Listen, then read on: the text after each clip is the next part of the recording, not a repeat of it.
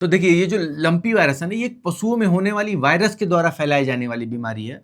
और जो वायरस इस लंपी स्किन डिजीज को फैलाता है उसका नाम है कैप्री पॉक्स वायरस, जो कि पॉक्स वायरेडे फैमिली से बिलोंग करता है। और ये जो कैप्री पॉक्स वायरस है, इसकी खासियत ये है कि ये हाईली कंटेजियस होता है। यानी अगर एक बार यह वायरस आपके किसी स्वस्थ पशु में प्रवेश कर गया तो ये आपके पूरे फार्म्स के पशु में फैल जाता है। यानी ये तेजी से संक्रमण फैलाता है। और अगर संक्रमण फैलाने की बात करें तो ये वेक्टर स्प्रेड डिजीज के अंतर्गत आता है। अब वेक्टर स्प्रेड डिजीज किसको कहते हैं? तो देखिए, ऐसे डिजीज जो कि कीड़े मकोड़े और पैरासाइट्स के द्वारा एक जगह से दूसरे जगह फैलाए जाते हैं, उसको हम लोग वेक्टर स्प्रेड डिजीज कहते हैं। तो जो आपके फार्म पे मच्छर, मक्खियां, जू, चीचड़ जो मौजूद रहते हैं, वो संक्रमित पशु के ऊपर बैठते हैं और वहां से ये वायरस उन पशु जो कीड़े मकोड़े हैं उससे चिपक जाता है।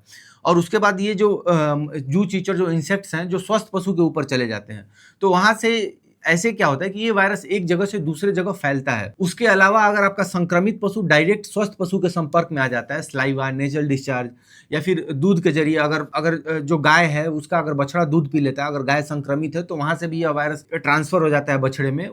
उसके अलावा अगर आप देखा जाए तो जो खाने की नादी है या फिर पीने का जो पानी है, जो मशीनरी वगैरह, इक्विपमेंट्स वगैरह इस्तेमाल होते हैं डेयरी फार्मिंग में, जैसे कि अगर मान लीजिए संक्रमित पशु और स्वस्थ पशु एक ही जगह पर पानी पी रहे हैं, तो वहां से भी यह वायरस एक पशु से दूसरे पशु में फैलता है। अब एक बार अगर यह वायरस आपके स्वस्थ पशु तक पहुंच गया तो ये पशु के शरीर के स्किन सेल्स में अपना घर बनाता है और वहां तेजी से अपनी संख्या में वृद्धि करना चालू करता है। स्किन्स के जो अलग अलग लेयर्स हैं, एपिडर्मिस, डर्मिस, सबक्यूटेनियस टिश्यू यानी कि हाइपोडर्मिस, उसके अलावा लिम्फेटिक टिश्यू जो है वहां पे टेंडन्स में ये तेजी से मल्टीप्लाई करता है। टेंडन्स उसको बोलते हैं जहां पे हड्डी जो है मांस से जुड़ा होता है, उसी को टेंडन्स बोलते हैं। तो इन सारी जगहों पे जो वायरस है अपना घर बनाता है और वहां पे अपनी तेजी से संख्या में वृद्धि करना चालू करता है। दो बातें और समझ लीजिए इस वायरस के बारे में। एक तो यह कि इस वायरस को एरोसोल स्प्रेड डिजीज के अंतर्गत नहीं रखा गया है। एरोसोल स्प्रेड डिजीज उसको बोला जाता है जो कि हवा में एक जगह से दूसरे जगह फैलते हैं। इसको वेक्टर स्प्रेड डिजीज के अंतर्गत रखा गया है। जैसे ट्यूबरकुलोसिस है, ये एरोसोल स्प्रेड है, यानी कि हवा में इसके वायरस ट्रेवल करते हैं और एक जगह से दूसरे जगह पहुंच जाते हैं। लेकिन लंपी वायरस जो है ये वेक्टर स्प्रेड है, यानी कि ये कीड़े मकोड़ों और पैरासाइट्स के थ्रू एक जगह से दूसरे जगह ट्रेवल करता है। उसके अलावा दूसरी बात यह है कि ये जूनेटिक डिजीज भी नहीं है। जूनोटिक वैसे डिजीज को कहा जाता है जो कि पशुओं से इंसान में प्रवेश कर जाता है।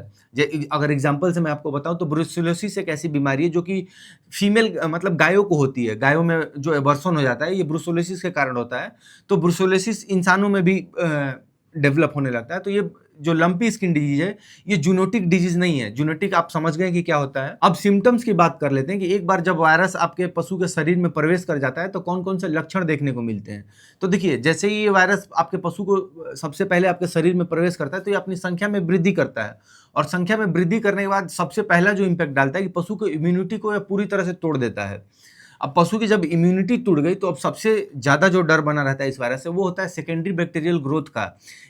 पशु कमजोर है इम्यूनिटी वाइज तो अलग से जो बैक्टीरियल इन्फेक्शन होने का डर रहता है ये इस वायरस के होने के दौरान बढ़ जाता है। पशु की इम्यूनिटी वीक हो जाती है। उसके अलावा पायरेक्सिया यानी कि हाई फीवर बना रहता है पशु के शरीर में। 103 डिग्री फ़ारेनहाइट से ऊपर आपको तापमान देखने को मिलेगा पशु का। फिर उसके बाद आपको जो सबसे ज्यादा जो सिम्टम्स में देखने को मिलेगा पशु के शरीर पे गांठें बन जाती है वो। उसके अलावा इनलार्जमेंट ऑफ लिम्फ नोड्स यानी कि पशु के शरीर में सूजन बनी रहती है। ब्रिस्केट्स रीजन में अगर आप देखेंगे तो सूजन बनी रहती है। फिर जो ये वायरस है टेंडन्स में भी तेजी से इंपैक्ट डालते हैं तो जो टेंडन्स में भी सूजन बनी रहती है, आपको एडिमा देखने को मिलेगा। तो पशु क्या होता है कि कई कई पशु के पैरों में अकड़न चालू हो जाती है और पशु कई कई दिन तक बैठ नहीं पाता है।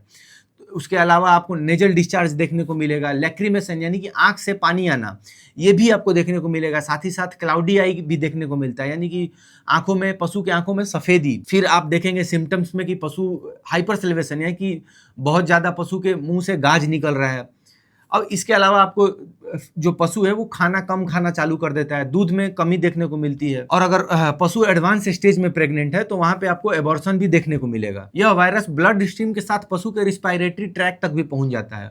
फिर पशु को सांस लेने में तकलीफ होती है। अब ये जो केस है ये थोड़ा सा क्रिटिकल केस है। यहाँ पे क्या होता है कि पशु को चोक की स्थिति डेवलप हो जाती है और इसमें क्या होता है ना कि तुरंत पशु का जान जा सकता है।